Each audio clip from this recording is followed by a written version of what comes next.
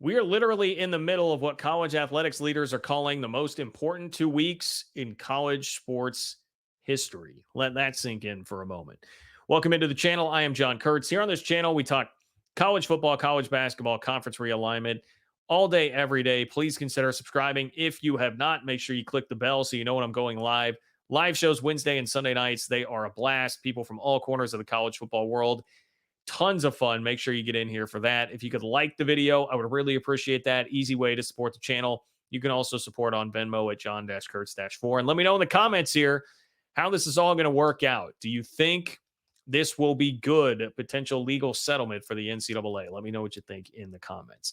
Here's what we have. Ross Dellenger with an article in what's been a loaded news week in college athletics with everything going on in the ACC. This one almost seems to have flown under the radar, but we got comments from the two plaintiff attorneys in the big house case and some of the other lawsuits that are going on right now that the NCAA is trying to swat away with eventually a settlement that will totally change how college athletics is structured. So Dellenger says that the NCAA and power conferences work to adopt a historic settlement agreement by month's end. A deadline placed upon them, by the way. So they're trying to get it done by the end of the month, hence the 2-week time frame. We are basically 2 weeks away from the end of the month. The two leading plaintiff attorneys spoke publicly after college executives began socializing to their stakeholders potential settlement terms of the House, Hubbard, and Carter cases. So there's 3 cases here that we're concerned about. The House one drawing the most headlines. That's the class action NIL lawsuit, NIL back pay potentially in the fold there. As previously reported, the groundbreaking proposed agreement is expected to feature nearly $2.9 billion in back damages for former players, a future revenue sharing model with athletes starting at as much as $22 million annually per school, and an overhaul of the NCAA scholarship and roster structure.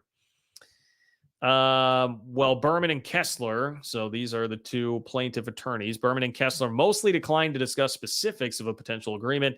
They detailed to Yahoo Sports the nature of discussions, a possible post-settlement timeline, and hot-button topics such as a settlement's impact on future legal challenges, Title IX, and booster-led collectives. At least one of them, Berman, also acknowledged that he worked against college executives in their years-long pursuit of gaining legal protection through congressional legislation. All right, let's key in on that. There's a lot there, but he wants to talk about this years-long pursuit that people in college athletics have had toward trying to get some kind of law passed to help them go into Congress to try and get some help here. It hasn't worked. And Berman said, quote, as we had settlement discussions, they were playing both sides. NCAA President Charlie Baker would run to Capitol Hill to say, let's pass a bill for complete immunity. Every time Charlie would go talk to someone on the Hill, I'd go talk to someone on the Hill. I was trying to explain why the NCAA are not entitled to immunity. Yeah, I mean, the NCAA's fight this whole time has been to not admit that these are employees, not revenue share, not allow them to make any money. Keep the sanctity of college athletics there, and that's hurt them at every single turn. They've lost lawsuits, and that's why we're in this wild freewheeling NIL world that we're in right now, instead of gradually making some changes that could have kept something like this from happening. The article says, in a presidential election year and with little action to show for years of lobbying, the NCAA and power conferences have accepted the realization that a congressional bill is, quote, not going to happen, according to Berman. I don't even think this is him being a homer on his side of this, saying, how could you expect it to happen? I mean, how often do we see things like actually get accomplished in Congress and on any sort of decent timeline right now, anyway, at all? It ain't often. I can tell you that much. And we're in an election year, which is going to complicate it even more. It's May of an election year already right now. Good luck trying to figure any of that out. Industry leaders describe the next 2 weeks as perhaps the most consequential in college athletics history, laying out a timeline for potential ratification of a deal as soon as the week of May 20th. Annual conference meetings this month provide a roadmap to a decision timetable. The NCAA's governing boards and the boards of university presidents and chancellors in each power conference need at the least a simple majority vote. Quote, so here's Kessler speaking, another one of those plaintiff attorneys representing the student athletes. Quote, this is very simple. What's worse for them? And with them being the NCAA, a deal that is negotiated together that everyone, their commissioners and president of the NCAA thinks will be a meaningful system, or would they like to lose in court? They don't want that. And that is why a settlement is potentially coming here. They want to settle the House case and develop a framework that will keep any of the other cases from coming after them and any future lawsuits that aren't even on the books yet from coming after them. They want to be protected from that by the system that they set up in this one. They want to take care of it all now. They do not want to keep having to bat away and deal with lawsuits. Even if the NCAA and Power Leagues authorized a settlement this month, this could be a long way from over. As you might imagine, billable hours undefeated. That is another theme of this story. A lengthy process would unfold that could stretch well into the fall and possibly next year, attorneys say. Judge Claudia Wilkin of the Northern District of California must approve the settlement terms, which, quote, should be easily satisfied, said Berman. Athletes who are a part of the class receive a notice with the terms of a choice to object to any terms or completely opt out of the settlement.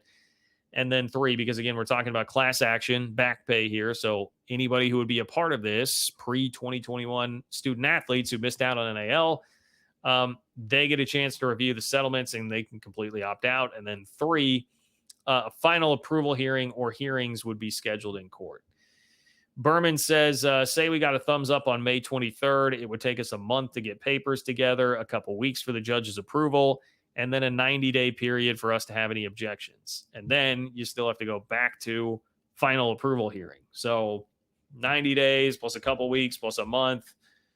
How many days are in 6 weeks? Do some math here. 40, we're talking about 130 some days and then going through the final approval hearings there. So it's a long time.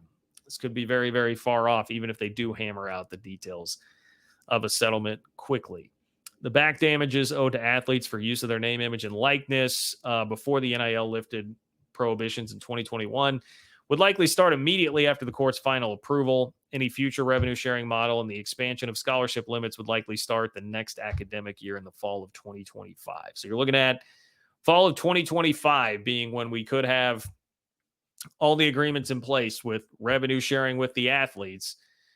It's a lot of nuts and bolts that need to be figured out in the specifics of that, particularly how it works with Title IX, and check out an upcoming video for more details on that. But we could start with that system in 2025. That's how close we still could be, even though this is all taking potentially a long time to play out. That does not seem too far away. For those in college athletics, so many questions continue to linger and remain unanswered, most notably about how a settlement provides future legal protections, the future of NIL booster-led collectives, and the application of Title IX. Attorneys provide only some answers. Berman said future legal protections will be built into the settlement agreement by allowing each new class of athletes to opt into the revenue sharing structure. Will this offer enough guaranteed protection? Athlete advocacy groups and player association leaders believe collective bargaining is the only answer. So they're saying to not get sued again, they're going to have to collectively bargain. That is what some think. Athlete advocacy groups think that collective bargaining would be the key to that, to not being sued, which is what everybody wants. They're exhausted with it all. They do not want any more lawsuits. But sticker shock still exists because the overall price of this with the revenue sharing comes out to about $30 million per school. Startling figure for an industry that has provided athletes with mostly non-cash resources.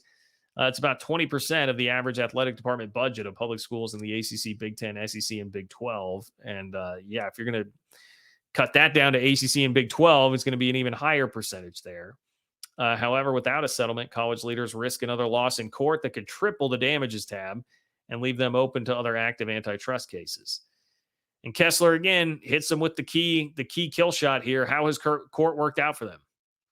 I don't believe Congress is going to bail them out. They thought that was an alternative. They have to choose. You can engage in your own destiny and be proud of a system that will be very hard but fair, or not. Change is hard, but it is time for change. Yeah, whether or not you like it, that time is here. There are really no other options, no other cards to play for the NCAA and the college athletics world right now. So could be the most consequential 2 weeks, the most important 2 weeks in college sports history that we're living in right now. What a time to be alive. Not a good time to be missing any of the live shows. So make sure you get subscribed if you have not here on the channel. Click that bell so you know when I'm going live, when I'm dropping content. Please like the video if you could. That would be awesome. And what do you think about all this? What do you think about the change? How do you feel about revenue sharing with college athletes? Let me know in the comments below. Thanks for watching. Take care, and I will talk to you soon.